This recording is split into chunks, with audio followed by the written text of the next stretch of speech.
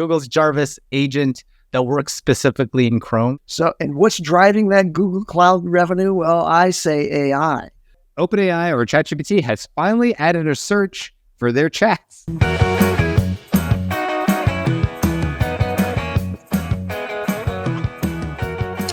Hey, what's going on, everybody? Today is October 30th, 2024. You're listening and watching the Daily AI Show live, and thank you for joining us.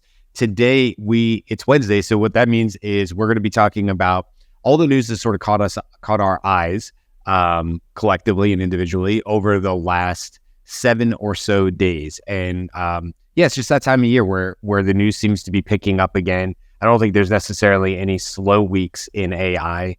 There's a few that maybe have 1 or 2, 3 stories and are easy to pick because you say, oh, okay, these are the big things that are going on, or these are the really interesting things. This is one of those weeks where, I don't know, guys, if you feel the same, but it's just like there's too many to get to in the period of time we have today. With me today, I do have Karl and Andy, and I'm Brian. I think it's going to be just the three of us today. So, let's dive into some of the bigger stories, but then obviously what we want to do is not just the mainstreams. We're going to talk about some of the stories that maybe didn't make the mainstream that we still think are really interesting in the world of AI. But one of the bigger ones that I felt like came out last couple of days, and Andy, you had mentioned it as well, was about Meta. So do you want to kind of kick things off there? We'll kind of talk about what they're looking at. Before I start, though, I just want to question, are you the AI, Brian? Because you said dive into, and as soon as that phrase happens, I just assume it's an AI. As long as they don't say delve, we're going to delve deep into the world. Okay. And as I was saying to you last night on a different call, if I followed with imagine a world where, then you would definitely know I was AI Brian and I was an avatar. So, okay. Well, someday soon, I predict we're going to see AI versions of ourselves on the Daily AI Show. Perhaps, and maybe side by side. We'll see how authentic my avatar looks.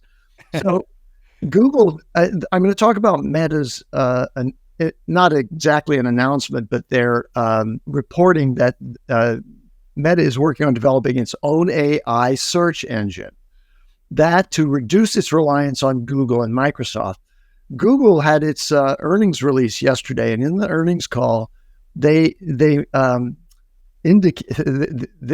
crushed their numbers, but not on search. They crushed their numbers because of the Google Cloud revenue.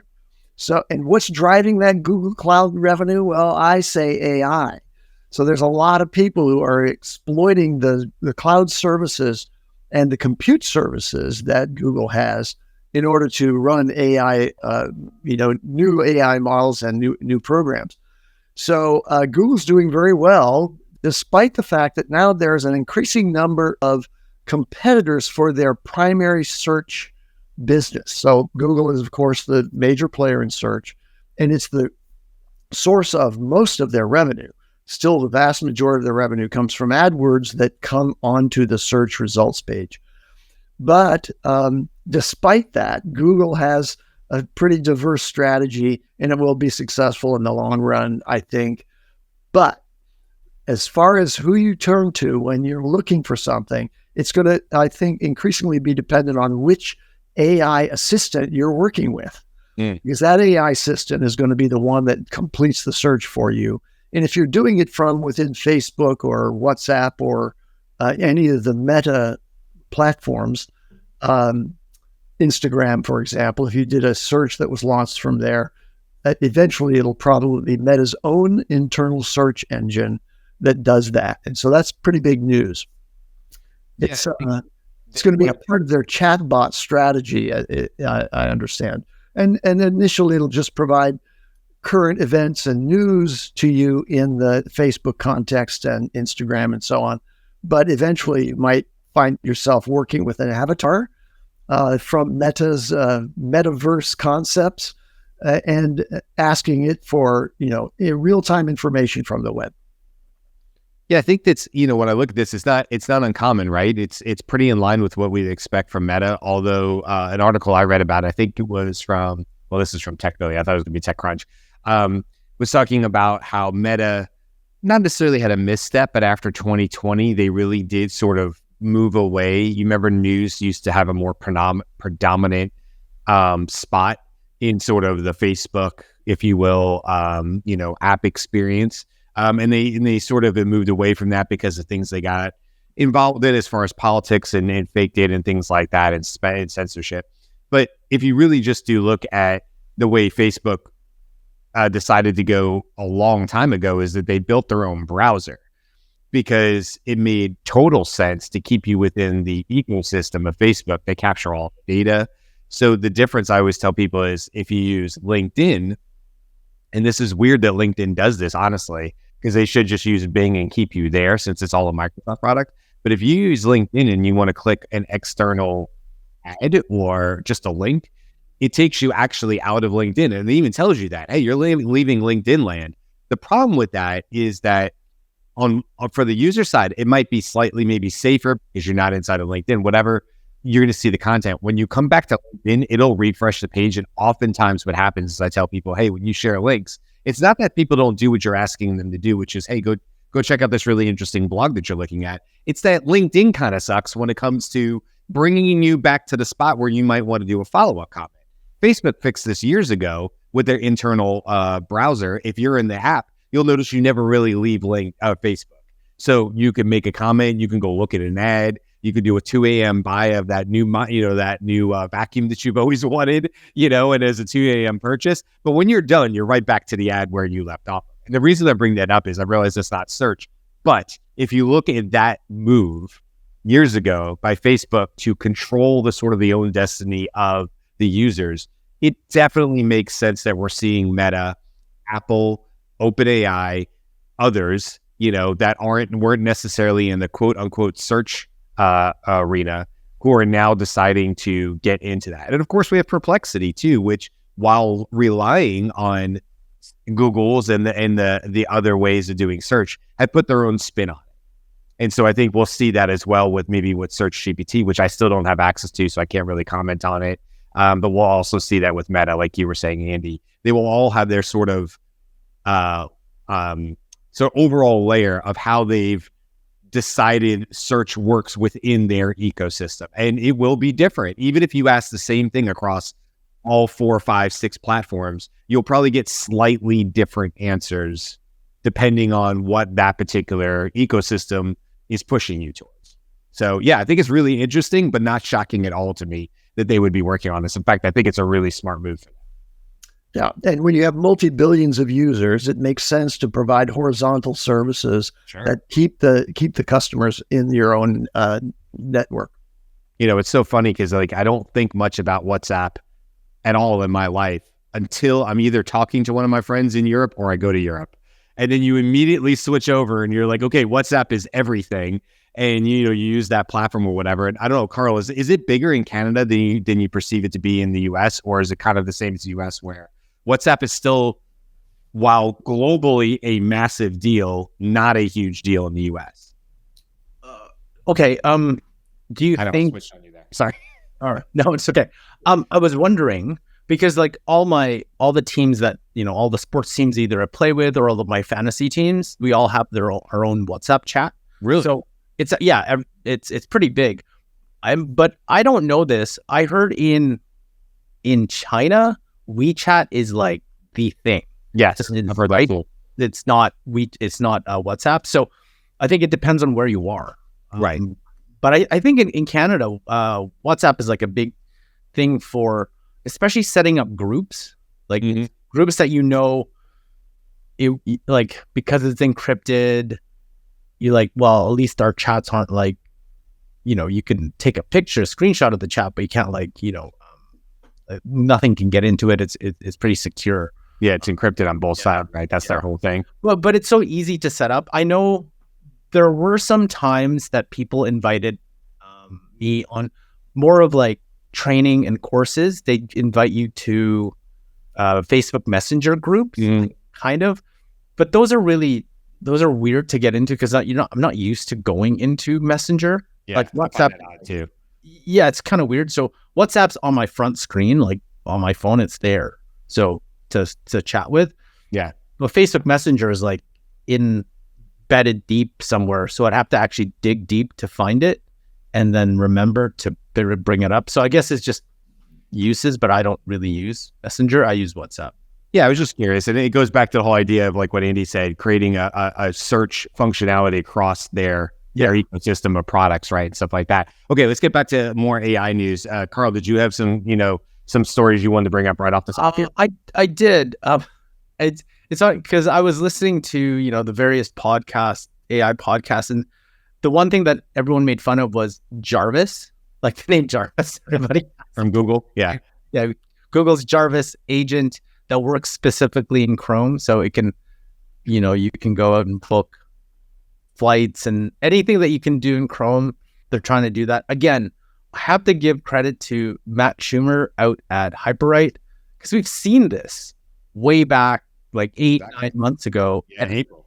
Yeah, so it was like, I was thinking, Matt, well, you gotta go. Like, what did you do? And now you got obviously Google going at it. I thought it was a good dichotomy of what Anthropic did, where it's giving you computer use, versus what Google's doing. It's like, well, no, we only want you to play in the browser, right, so in Chrome. Yeah, it's interesting what the play is. So I'm not sure where. I think like from a Google perspective, it's probably easier to get people to use it because everyone's on Chrome versus, Anthropic, where it's like you have to run it through an API, so it's not everybody can use it. Yeah, you actually have to know how to set it up. So, I thought, but every single company now has some sort of, they use the term agent. I feel Google's agent, quote unquote, is going to be more true to the definition which I subscribe to in terms of agent being able to do things on your behalf versus something like a Microsoft Copilot, which I still think is a glorified automation. It'll be interesting in Chrome. I agree with you. And this also brings up another story, which was that from that same earnings call that Andy mentioned that happened just yesterday. So this is very recent news. Google said that their CEO said that you really won't see anything from Project Astra until 2025. And there was some maybe hints that some of that was going to come live this year. They said, no. We're really hoping to bring that to everybody in Astra. So, okay, you've got Project Astra, which they announced with highly, highly edited, produced cherry-picked videos, right? That showed you what the potential was. And just for people's memories, they had some stuff where they were putting on sort of a newer Google Lens. They were walking around the office. It was able to do all sorts of things, identify objects in a room, look at a whiteboard. I don't remember everything that was in that video, but it was very impressive if we were to take that at face value of like what it can do. So now we're saying, oh, okay, this is going to be 2025. The other thing that you mentioned too is about Jarvis. We've seen this come up before. Agents you can't do anything about. Copilot, I don't know, somebody could have copyrighted or whatever. How is the term Jarvis and related to any AI, at least in the States, not copyrighted? It's shocking to me that anybody, I know it's not really news, but it did come up in my mind, like, how are they even able to use the term Jarvis? Because it's clearly a take off of what has been the Marvel universe and in movies and, very, very much part of the Iron Man story and in lore and stuff like that. So it's interesting to me. It's like, yeah, sure. We all know what you kind of mean. It's like a heads up display personal agent. That's what we think of when we think of Jarvis, this always on, ready to help us with whatever we need. Jarvis, great. How are they legally allowed to use the term? It's kind of shocking to me. I know it's not news, well, other stuff, but I think it's as simple as if you're going to trademark something, you have to demonstrate first use. And who has agents out there that perform like the movie Jarvis? And it's not likely that somebody could have just sat on that. Even the producers of the movie, they wouldn't have been able to sit on it unless they were actually producing something that was an application of AI with the nomenclature Jarvis associated with it. So I don't think there's a real problem there. I did see Marvel take, so I was just doing a quick Perplexity search and I saw that Marvel took legal action against 2 use cases. So the first use case, you wouldn't believe the name that came up. Do you want to take a guess? It's really old school. Yeah, I don't know comics enough. I mean, no. I wouldn't It's know it. BlackBerry. of all the plays, Definitely don't know that one. filed an opposition against BlackBerry's attempt to trademark Jarvis for their cybersecurity software for Jarvis. I thought you were talking about the term BlackBerry. I'm like, no, Jarvis. Jarvis. Okay, I got you. Yeah. Yeah. So apparently BlackBerry tried to trademark. It was hilarious. And then I think we all know Jasper, the AI tool Jasper. They originally they wanted to name their assistant Jarvis. It was Jarvis early on, and I think that Marvel sent them a cease and desist letter. So I mean, I don't know. It's odd to me. Anyway, we can get back to the news or whatever because it's like not really news or whatever. But it is maybe an adjacent news story that's not this last 7 days was when Elon Musk put out the stuff about the robo-taxis and the Robovan, and specifically on the Robovan design. What was it, Minority Report? And that director actually did sue and say like, hey, these are my designs. Now that's probably closer to what you're saying in the case of like, that's not maybe trademark. There's a clear similarity between the design that Elon Musk is showing and what was in that movie. And so that's probably a different, not so connected case. But anyway, it brings up the story of, we have these AI companies who are doing big AI things. And I think you can name it anything. You do not have to name it if you're Google, pick a brand new name and please don't make it something like Bolt that makes it, or Make. Yeah. What was Make thinking when they turned to Make? Because you can't, what it does? It crushes itself. You can't Google it, which makes it a very difficult SEO word. So I don't mind a Project Astra. Thinking to the stars. Astra makes me think of space and space exploration. I like, yeah, that's cool. I like Project Astra. But why go after Jarvis? Like, it doesn't make... You're Google. Why would you even bother? Just go make up your own word. Nobody's going to care. You're a huge company. Okay, we're on a rant, guys. I know it's a rant. It's a rant. I know. I get it. All right, what else do you guys go? Go ahead. Go on. Jude just said, is it ethical to name it after my ex-wife? Just like on the cat. That was amazing. Okay, so going to AI news, I want to just thread off of Google. In the earnings call, it was stated that 25% of the production pushes for code within Google, so that's a very big engineering system, 25% is being developed by AI now. A quarter of all the production push is made by AI. Amazing. So what it's an indication of is that there is, in coding agents, is the vanguard of where we're going to see these agentic capabilities of AI meet the marketplace. So there's an enormous amount of productivity that's being generated by Google internally in its own enterprise. And so that's also going to be applicable to every enterprise out there, at least in the information technology components of the functions of those companies, which is very important, right? The information technology that supports your company is essential. Let me shift over to Microsoft. And this is an interesting story. You mentioned LinkedIn, which is owned by Microsoft. And Microsoft also owns GitHub. And GitHub Copilot was the very original sort of a coding assistant that engineers use to develop code with. Yeah. And they have been relying almost entirely on, because of the relationship between Microsoft and OpenAI, on the OpenAI models to do that.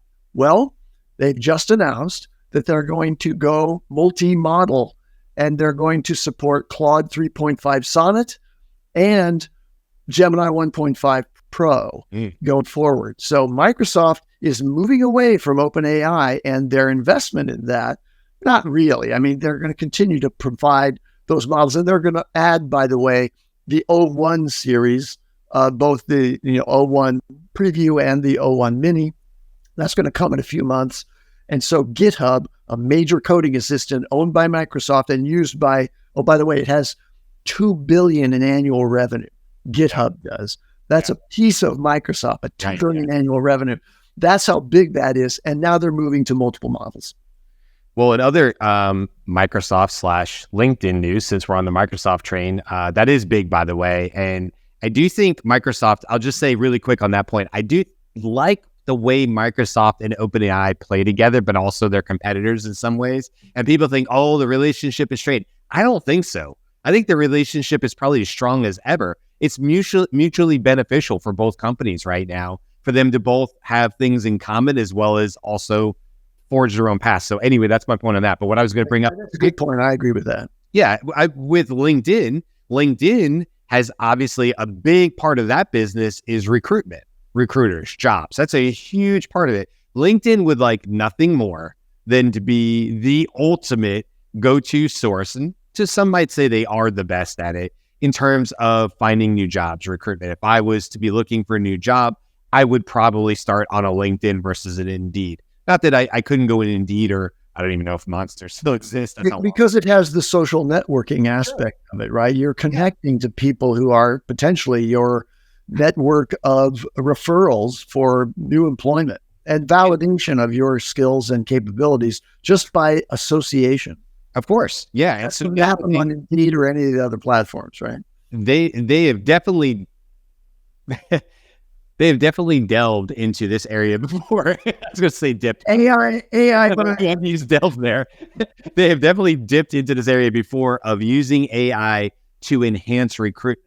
And really what they're doing, I mean, a lot of people don't realize this. You can buy a whole other suite of LinkedIn for recruiters. If you're a recruiter, then there's a whole other suite, just like Sales Navigator. Lots of people don't know it exists because that's not something they currently use as a tool, but it exists. It's a different version of LinkedIn. Well, they've gone into this area before and sort of pulled back a little as early as 2023 and earlier, and now they've come out with a new AI agent to assist with job recruitment, and it's pretty much what we think here. It's helping recruiters with different tasks, repeatable tasks that they do all the time to try to make their job easier, so that recruiters can spend more time, and this is a common thread, right? More time doing the things that make them really good at their job. And we see this theme over and over and over with AI, which is, hey, let me create a tool that takes some of the boring, repetitive tasks off your plate that you've been sort of shackled to by the rules of this job, right? But don't necessarily prove value. There's just something you have to do. And AI comes in and says, well, I could take some of those off your plate.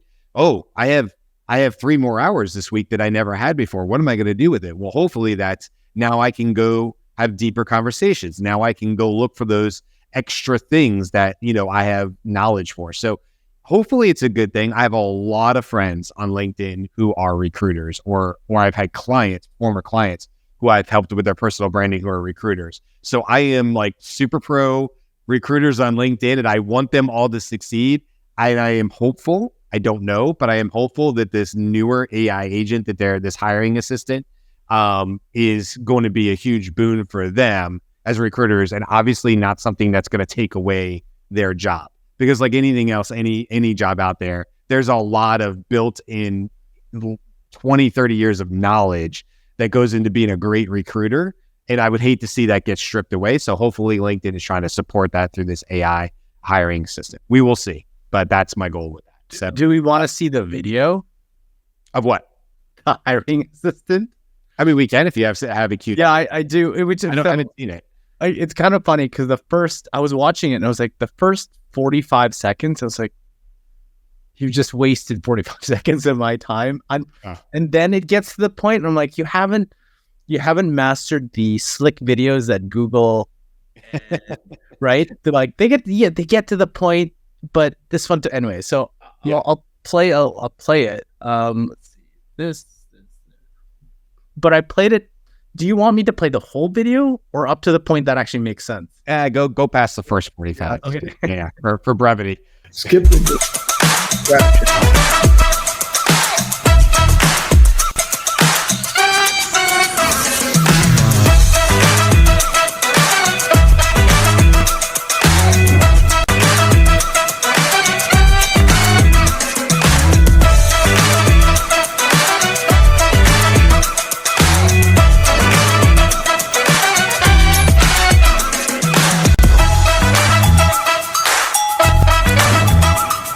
And that's probably enough for those people who are listening on Spotify.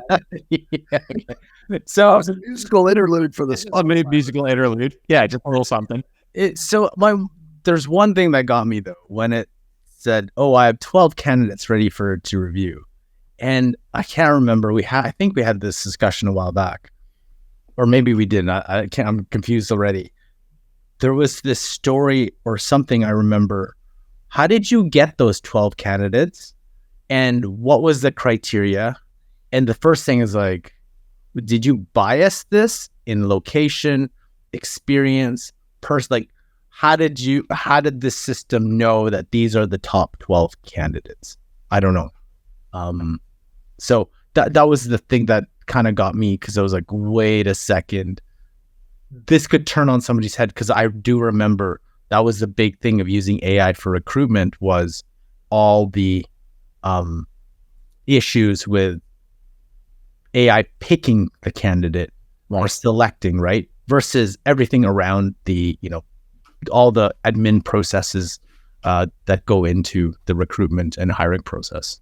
Well, we'll jump onto more stories here, but the last thing I'll say about LinkedIn, because I was the primary LinkedIn strategist for Scaled for several years. So I do feel like I have an insider sort of knowledge on this. One thing I can tell you from LinkedIn is they repeatedly step on their own feet with rollouts and deployments. It's almost comical if it wasn't more sad, because you just look at how big and how much money they potentially have behind them with Microsoft. And don't get me wrong, LinkedIn has done just fine for Microsoft since they bought it 15 years ago. It's done just fine.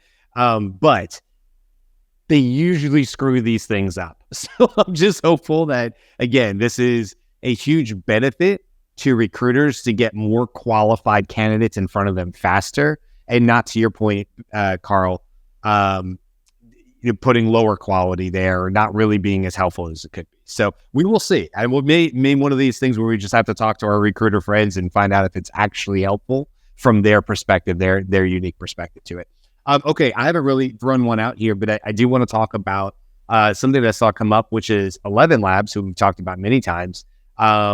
They are excited to announce the team by Omnivore, a popular iOS Omnivore, a popular iOS reader app used by 500,000 globally, has joined the company, meaning 11 Labs. This move accelerates our mission to make content universally accessible by bringing its advanced text-to-speech technology to mobile devices.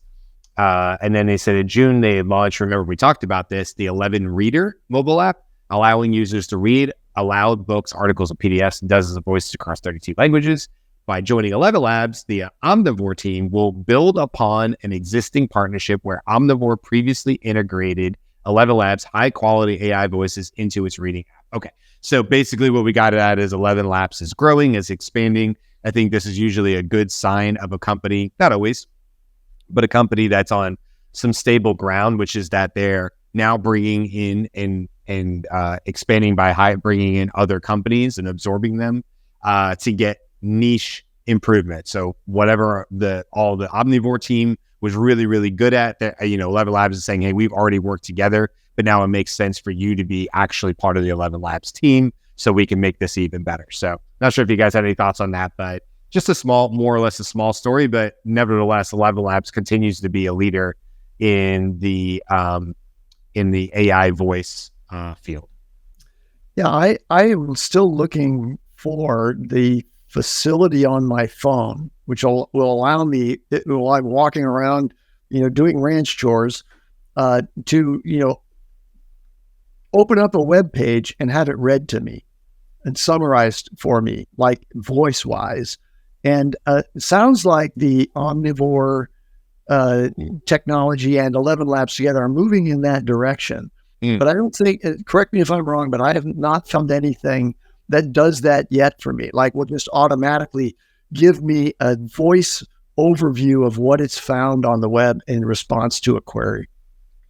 I don't know the answer to that. I do want to say that Jesse, and then welcome Jesse, says that loves the 11 Labs Reader app, which I haven't personally used, but that's good to know. I'm glad to get that feedback. So thanks for putting that in the comments, because I know that is something that I've heard people using. It's not something I have, but I'm with you, Andy. What you just said, I'd rather see in terms of just an easier to use interface, and I don't know if that particular thing exists yet. Yeah. What else? What other news? I'm going to go deep into science now. This one's very interesting to me. So, you've heard the stories about how they can do a functional MRI and actually use AI to interpret the signals that are being non-invasively collected from a person's brain while they're looking at a still image, and they can reproduce that image, not high resolution, but with recognizable resolution. So if you're looking at a picture of a horse, you have the fMRI, net on the person's head. The AI interprets that and presents a picture of a horse, recognizably a horse. Okay. This is from an archive paper that's just published. It's from a bunch of researchers. They've developed a new system called NeuroClips. This is moving from still image recognition using fMRI to video. So you're watching what the person is seeing in spatiotemporal sequence, right? This is a very big advancement, and getting to the point where you could actually reproduce what's being produced visually in the brain onto a screen outside the person. Oh my gosh. So here, let me just read to you a little bit about this. So the static image, generation using fMRI has been possible largely because of deep learning models, right? And they use stable diffusion as one of those in order to generate the images. And that stable diffusion is a kind of model for image generation in AI. And now fMRI to video reconstruction has been difficult up to now because of the problems decoding the sequence of images. NeuroClips achieves smooth, high-fidelity video reconstruction of what the subject is seeing up to 6 seconds long at 8 frames per second. Now, 8 frames per second sounds very small compared to high-resolution 60 FPS, right? But it's getting closer to the point where we'll be able to actually see what someone else is seeing on your screen. Put that one in your pipe. That is very cool. I liked it. I like that you brought in a deep science thing too, because without Jimmy here on a typical Wednesday, we don't always get like the deep AI, or science stories, because Jimmy's usually the one. So I appreciate you, Andy, bringing one up that it's like, again, these are the kind of news stories that are really important, but don't always hit the top of the news feeds and stuff. I do have one that probably will hit the top news feed because it is about OpenAI, and I'm just going to share my screen really quick because this is something that should have existed God knows how long ago. And that is just that OpenAI or ChatGPT has finally added a search for their chats. Holy cow, this should have existed so long ago. But you can see if Asana, which I've talked about several times, I've been using them in examples.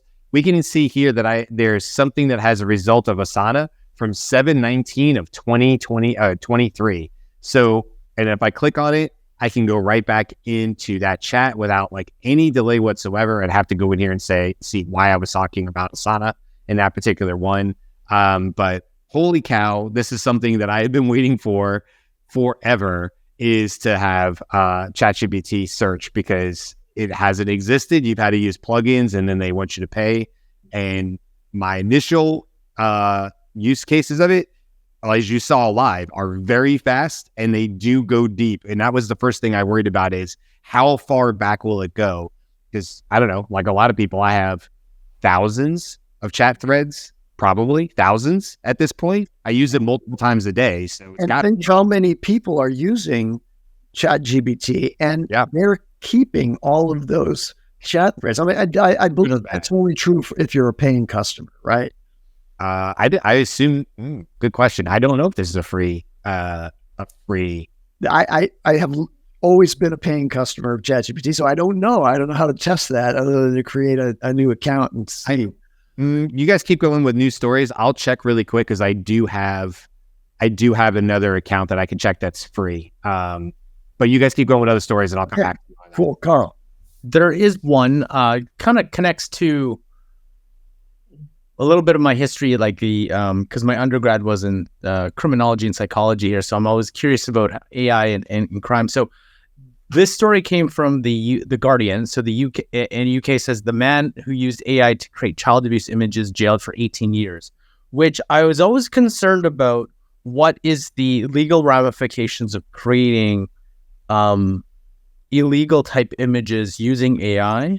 Because there is a defense saying, well, it's illegal. I mean, they just created something that did not actually lead to specific things. Now, but what this person did was he used photographs of real children and then turned it into really deplorable images. But I great outcome, because then this could be precedents used around the world and be like, hey, you can't do this with real images, fake images. It would just be, because I think I was thinking at it from like a defense attorney, be like, yes, morally reprehensible, but legally, what is the crime when you create this? And how is that different from, like, say, any type of other pornographic images that has no real people in it? So this is, I think this is, for me, this is like, oh, this is great in terms of there is now precedence that you can't just create these type of images and have no consequences. There is like things that, are real. Now, here's the thing that also got me.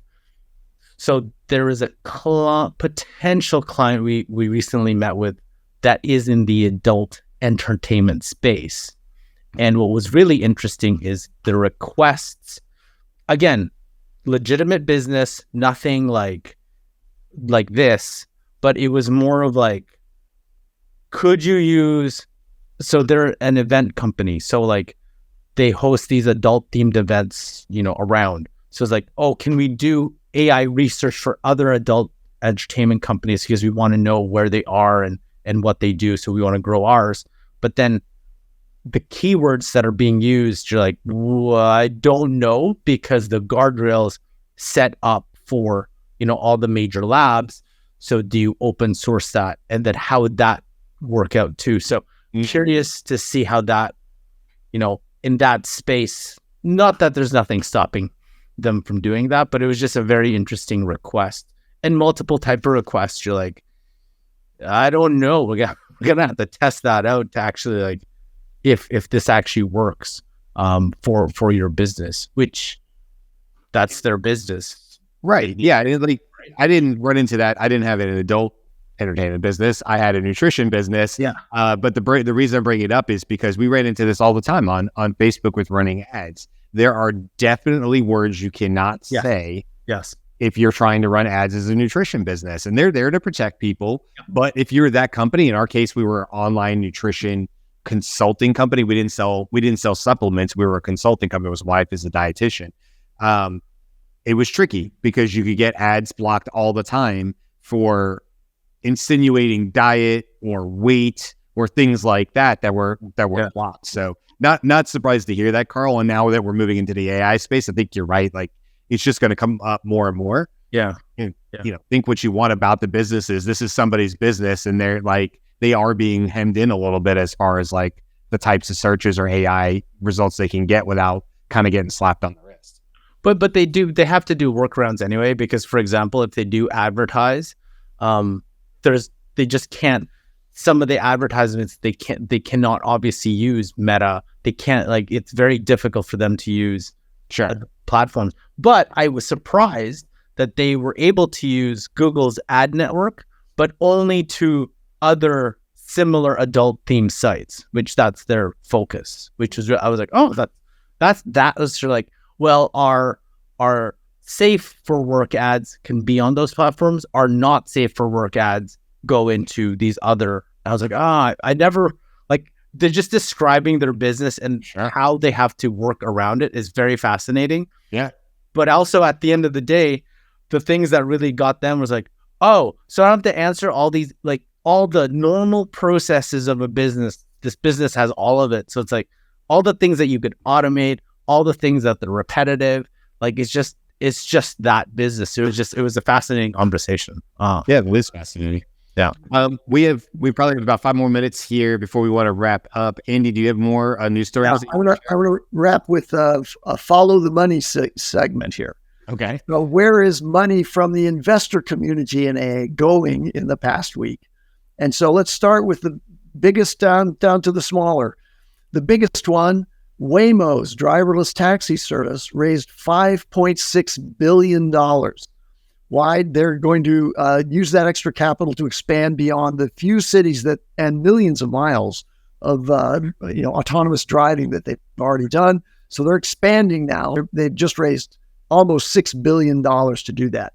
Next, just to reinforce the idea that in enterprise, one of the most valid places to apply AI and probably the biggest impact on employment in this sector is in customer support. And a company called Sierra got a $4.5 billion valuation, raising $175 million. Those are conversational AI agents that autonomously execute tasks on behalf of customers. And so you can actually do transactions through these agents, which is important. Next, this is interesting because coding agents are really important, and the engineers who are working with those coding agents will often want to exploit search on the web as part of their system. Now, they can use one of the large language models that has an attendant search capability, but this company, BrowserBase, raised $21 million in its Series A. That's their very first legit round, if you will, not a seed round. At $21 million, then what they do is they provide a web browser, a headless web browser, to apply in code that doesn't require that you operate through one of the major browsers on the web. So we talk about agents and code being able to use Chrome or use Edge or use Arc, but this one is a coding browser, if you will. It's a headless browser that they can put into their code. And then finally, at $8.7 million for a seed round, which is a nice chunk of money, Sapien is an automated financial analyst that integrates with Excel, ERP systems like Sage Intacct and so on, and CRM systems to assist with intricate financial queries. So that's an autonomous coworker that has access to the company's, all their CRM and ERP financial systems, and can continuously learn from each query that it does. So a really important area of application, a lot of high value for companies. And this one is moving towards autonomous active agents within that space. That's really cool. I like that segment. I think we should do more of that segment, follow the money. I think that's one that is really valuable to see, especially when you said it was Waymo, right? That had the $5 billion. Yeah. Waymo's the former Google is a separate company now, I believe, from Google, or maybe Google owns the majority interest in it. That does or something. Yeah. But it's the Google's autonomous driving system. That's an interesting question. Something we'll have to follow up. We'll make sure that gets into the newsletter for this week, whether Waymo is now separate from Google or it's still underneath it, because I just assumed it was part of Alphabet. I have one kind of fun one just maybe to end on. Hey, Karl, real quick, do you have any last ones that we missed? No, I think the only one was the Apple Intelligence rollout, but then you have to be on a wait list. So I'm like, well, what did you roll out? And I have it. If you had beta, it's not that much different, and it is an improvement in Siri and stuff like that. But it's still not the ChatGPT. So if anybody's thinking, oh, it'll give me ChatGPT function, no, that's still not there. But it's like in parts and pieces. So when they finally roll everything out, we'll talk again about Apple Intelligence, because it's there. This is not necessarily from the last 7 days, but I found it in the last 7 days, so I guess that counts. We've talked about this story before, but it's the music producer Timberland and what he's been doing with Suno. And so I just found this because I didn't realize that he had actually put out this or together with Suno, they have this contest. So I'll just read what it says on the screen, and then I'll play a little bit of the song, and then we'll let it go. But Timberland presents Love Again Remix Contest. Timberland, the legendary producer behind countless hits, is inviting you to remix his new single Love Again on Suno. Over 100,000 in cash prizes are up for grabs. The top 2 winning entries will have their remixes officially released by Timberland. Showcase your talent, create now to enter. I think this is super cool. This is a sort of an add-on to a whole show we did about kind of what Timberland's doing. He's not the only one, but he's got this Love Again track, and then we'll play a little bit of that just so you can hear it.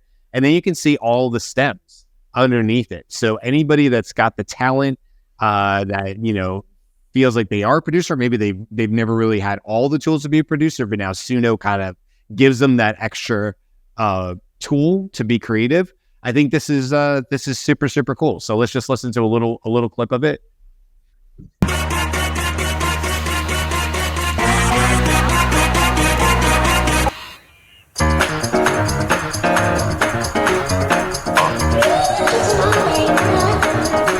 I don't love you no more. I don't care about you crying on the floor. So, I mean, it kind of follows that. It's a very fast-paced song, high beats per minute. What I really love of it is he gets all the way. Let me see if I can just find it super quick. I'll just play this one little. Because if you know Timberland, you know this sound. Here it is. That's the Timberland sound right there. That whatever you want to call that. That's how you know you're on a Timberland track, you know? So it's got that almost scratch feel to it. So anyway, I think this is super cool. I'm a super fan of both Timberland and what we have going on with AI and Suno, as well as what Udio is doing. I still like Udio better, but this is super cool. So if you're into music, if you want to just play around with some stems, I mean, who's ever had the chance before to build off of the stems of a official Timberland track and try to create a remix off of it? That's pretty cool. I think this is where we forget that, like, to me, this is the rise of new type of creator, right? Combining AI with a little bit of what you do.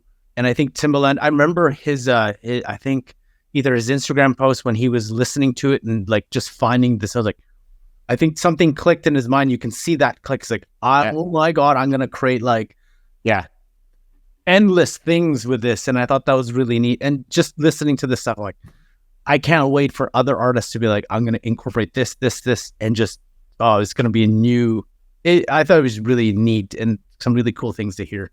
Yeah, I can't. I'm with you. I just literally can't wait to hear more of this from both him and other producers that I really, really love. Because I just think it's a cool way to be creative. And, you know, if you watch him on TikTok and stuff, he does live reviews of other producers' songs, and he can be quite critical about it, where he's like, nah, that's not it. That's not happening, whatever the reason is. It's cool to hear inside his brain of how he produces and stuff. It's sort of like listening to a genius work. So anyway, very cool. Didn't necessarily come out in the last 7 days. This contest goes through November 8th. So it is ongoing as of this show, which we're doing on October 30th. So you have roughly 9 more days to get your submission in if you want to put out your remix. And it tells you right here on the screen how to do it. So I'll leave you guys to that if you're interested. Okay, we'll wrap it up there. Thanks for everybody in the comments. Thank you, Jude, for winning the comments of the year with your can you name it after your ex-wife? That made us all laugh. That's pretty funny. Thanks to some of our new folks in here that we haven't seen before. I mean, thank you, Jen, obviously. But we did have some other names in here. Eric, thank you. By the way, Eric brought this up. I didn't want to come back to Jarvis, but this is a good point out. Eric said Jarvis is an acronym. Good call out. I forgot about that. So that may also be a reason why it's not trademarked or copyrighted or whatever the law is on. That's all. What I read it, Eric, but I didn't want to come back on it again on a soapbox for Andy. So we'll leave it there. Have a great day. Hey, tomorrow we have a really cool conversation about something going on in Poland with one of their one of the radio stations, where they quite literally fired people and replaced them with AI. This is one of those very real world, not just pie in the sky, not gonna happen, literally is and has happened. And so we're going to talk about that tomorrow, what they're doing, what their reasoning was for it, whether it's going to stay, whether they're going to rehire humans to bring back in those radio host jobs. Very interesting conversation. If they're doing it in Poland, they can certainly be doing it in other places around the world. So it's something we need to pay attention to. Friday will be our 2-week recap show where we'll talk about all the news we missed, maybe more about Jarvis, who knows, and everything else over the last 9 days. So come back the last 2 days of the week and hang out with us. Thanks a lot. And we will see you guys tomorrow. Thanks, Andy. Thanks, Karl, for all your participation today. Appreciate it. All right. Till tomorrow, guys.